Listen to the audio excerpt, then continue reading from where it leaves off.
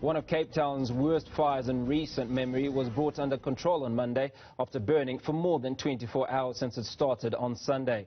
The blaze damaged historical sites and forced people to evacuate their homes. The African Studies Library, also damaged in the fire, was home to international research collections and was first constructed in the 1930s. It consisted of printed and audiovisual material on African studies and other specialized subjects.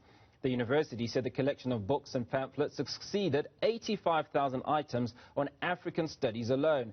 To speak to us more about the value of the things lost in the fire, we're joined by the University of Cape Town's Executive Director, Libraries, Ujala Satgoor. Ujala, very good morning. Thank you for speaking to us. Grim picture, rather, of Cape Town and certainly of those losses in that fire. Good morning, Hugo, and thank you very much for having me on your show. I think Cape Town has been really in shock post-Sunday. The aftermath of the blaze and the destruction that was brought to bear on a very valuable library and repository of African knowledge has been felt and reverberated around the world. Now, we've just said in that report 85,000 items have been lost. Now, portray for us the extent of this loss in terms of certainly the accumulation of knowledge and studies over time. Okay, I just want to I want to paint a picture so people get a sense of exactly how the Jagger Reading Room and the Jagger Library is structured. The main area of the Jagger Library is the reading room, which has been completely gutted. And below that, we have two basements in what we call the interspace. And so the collections were spread throughout this building, and we have various off-site storage sites as well, where we have stored several of our other collections. So the Jagger Reading Room in and of itself was a critical, visible, accessible part of the special collections. And here was housed the major, I would say, yes, the major percentage of our African studies books, some very valuable government publications, and we had what is called a very unique African film collection. The other audiovisual materials, etc., were located in the basements, etc. So I will come to that just now. So what has been lost thus far, Hugo, is definitely whatever was in the reading room. And that's together with the 80,000 strong African Studies book collection, the film collection, a sizable percentage of our government publications collection, which was housed there temporarily because we are refurbishing the government publications library as we speak.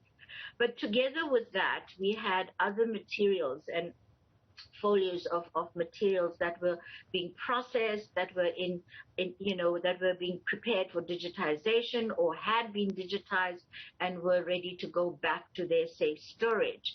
You also had materials that staff have been working on, agreements, etc., that were all part of their workspace as well, that has been completely destroyed.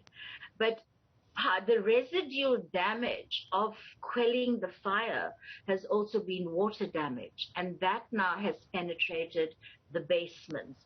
And so from Thursday night, we have been salvaging material from the basement to avoid any further compromise to the materials and the collections, etc. Thus far, I can reassure and confirm to many people out there that one of our very valuable collections, which is registered on the UNESCO's Register of the Memory of the World, the Blake and Lloyd collection, is intact and has been removed from the site into safekeeping. There is another aspect of the collection that we are just taking care of in our triage center so that we know that it is definitely intact, and that will go into safekeeping today as well. Ujala, you speak about some unique collections.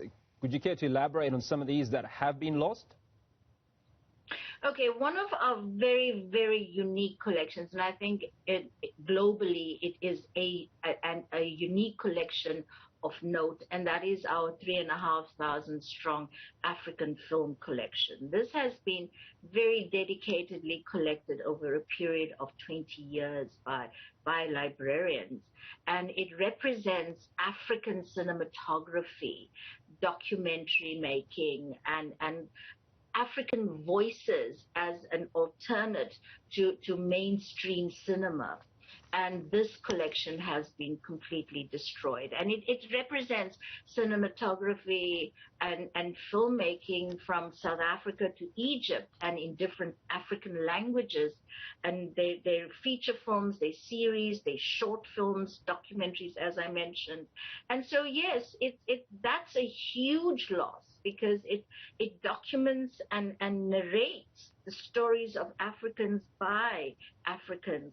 So that's going to be very difficult to replace. But we have put out calls for other collections to share what they may have.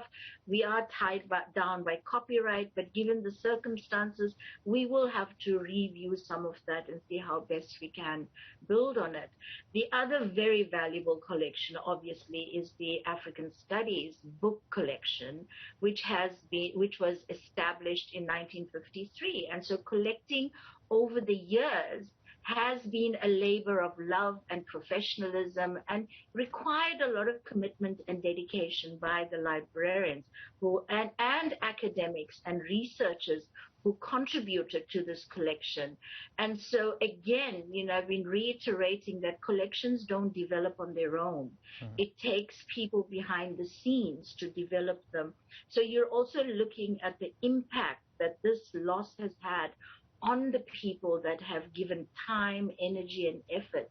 So the irreparable loss can be quantified in some way, but it's also, very difficult to say, who is now going to do this and how do we do it and where do we get it from?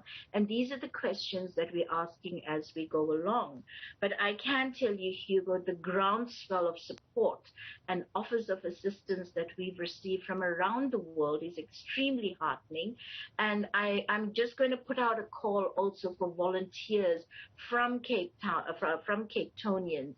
Please join us this weekend. We urgently need your muscle to help us to salvage and to remove materials from the basement. And so if you're available, check on our Facebook page. There are numbers that you can WhatsApp, and please make yourself available. The more people we have, the more we will be able to get out of the basement this weekend so that the construction work may commence, and this involves now the removal of the steel trusses of the roof, etc., that has to be removed so that the debris could be also removed in a very careful way, because there will be a sifting of the debris to establish what could be salvaged or even items that could be used as some sort of memory of the Jagger Library. So please, Cape Townians, come and join us. I know many of you would have made plans for a long weekend, but it's a working weekend for us. Well, those of us in Joburg will certainly be with you in spirit, Ujala. But take us through the impact that this will have on students, particularly those that are in the African Studies department. Yes. Hugo, yes, it is going to be extremely impactful, not only on students, but, academics on an ongoing basis and researchers from around the world.